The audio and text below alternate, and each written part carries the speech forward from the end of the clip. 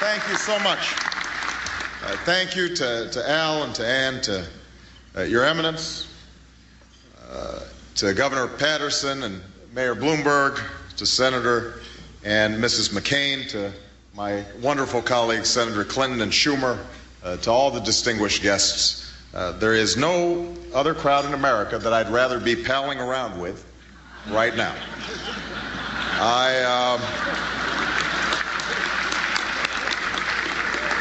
I'm sorry he couldn't be here. I do send regards to my running mate, Joe Biden, or as Senator McCain noted, he now actually likes to be called Joe the Senator. I was thrilled to get this invitation, and I feel right at home here because it's often been said that I share the politics of Alfred E. Smith and the ears of Alfred E. Newman.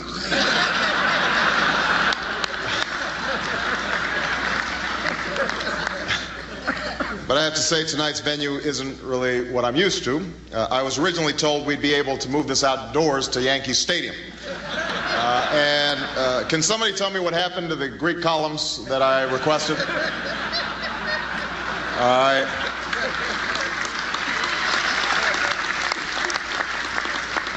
I do love the Waldorf Astoria, though. You know, I hear that from the doorstep, you can see all the way to the Russian tea room.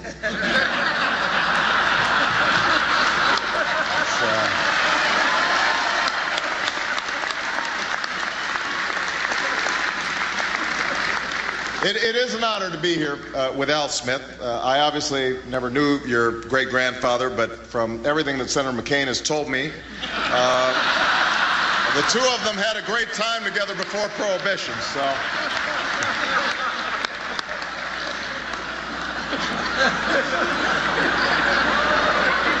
Wonderful stories. The mayor of this great city, Michael Bloomberg, is here. The mayor recently announced some news, made some news by announcing he's going to be rewriting the rules and running for a third term, which caused Bill Clinton to say, "You can do that?"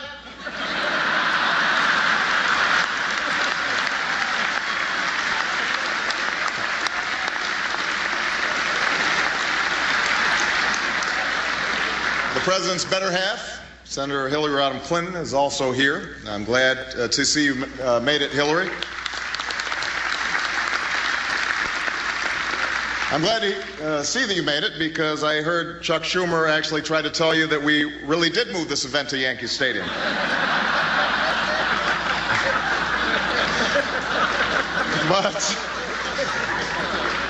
But I'll tell you all from personal experience, Hillary Clinton is one of the toughest and most formidable presidential candidates in history. She's broken barriers.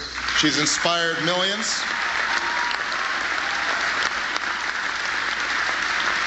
She is the primary reason I have all this gray in my hair now. I am also glad to see that Senator Schumer is here, and I see that he's brought some of his loved ones. Those would be the folks with the cameras and the notebooks in the back of the room.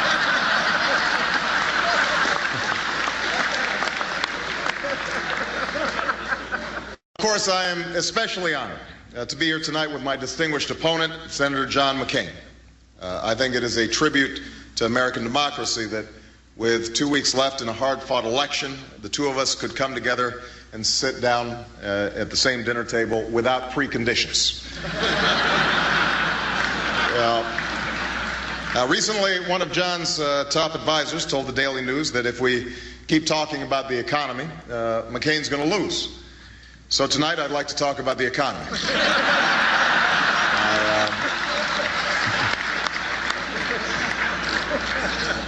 Given all that's happened these past few weeks on Wall Street, it feels like an odd time to be dressed up in white tie, but I must say I got a great deal. Rented the whole outfit from the Treasury Department at a very good price. Looking around tonight at all the gourmet food and champagne, it's clear that no expenses were spared. It's like an executive sale meeting at AIG.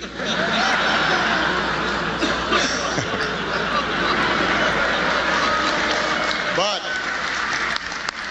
I don't need to tell any of you that it's been a scary time on the stock market with people losing their investments, their entire fortunes. It's gotten so bad, Bloomberg now has to take the subway. And while the collapse of the housing market's been tough on every single homeowner, I think we all need to recognize that this crisis has been 8 times harder on John McCain.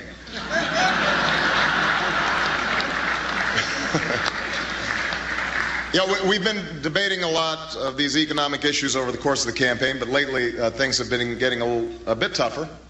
In the last few weeks, John's been out on the campaign trail and asked the question, who is Barack Obama? Now, I have to admit I was a little surprised by this question. The answer is right there on my Facebook page. But look, I don't want to be coy about this. We're a couple of weeks from an important election. Americans have a big choice to make, and if anybody feels like they don't know me by now, let me try to give you some answers. Who is Barack Obama? Contrary to the rumors that you've heard, I was not born in a manger. I was actually born on Krypton and sent here by my father, Jor-El, to save the planet Earth. Many of you know that I got my name, Barack, from my father. What you may not know is Barack is actually Swahili for that one.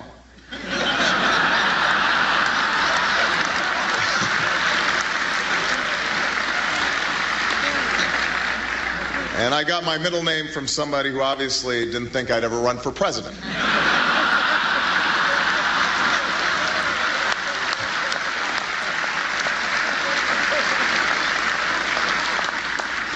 If I had to name my greatest strength, I guess it would be my humility. Greatest weakness, it's possible that I'm a little too awesome.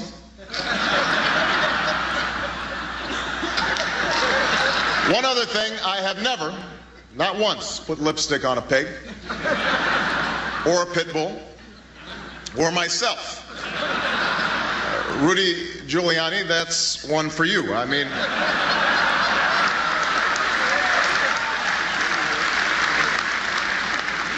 who would have thought that a cross-dressing mayor from New York City would have a tough time winning the Republican nomination? It's shocking.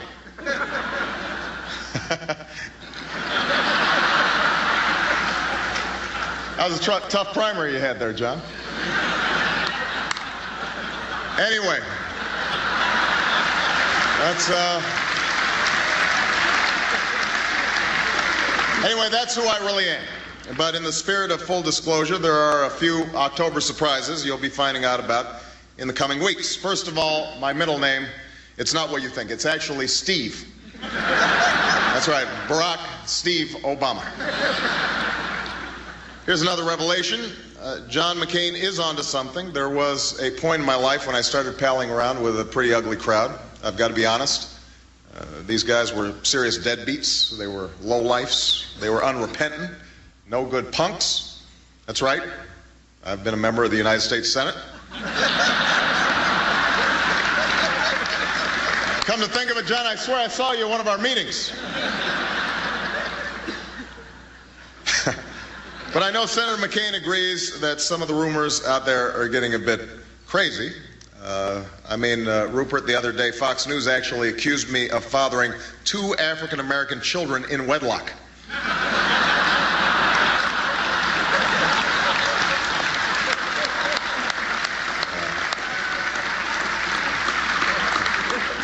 By the way, John, I'm just curious, is Fox News included in the media? Because I'm always hearing about this love. Just curious. Then at one of these campaign rallies, someone in the crowd started yelling, "Nobama," announcing to everyone in the room that I shouldn't be the Democratic nominee because there were far more qualified candidates. I really wish Joe Biden hadn't done that.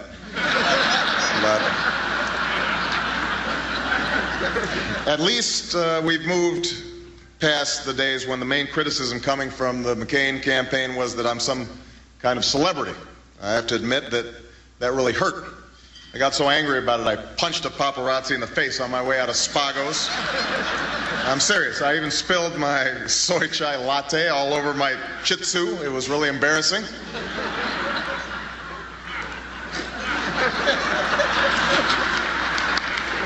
But in all seriousness, I'm so glad that I could make it tonight, and I'm honored to be among such wonderful public servants.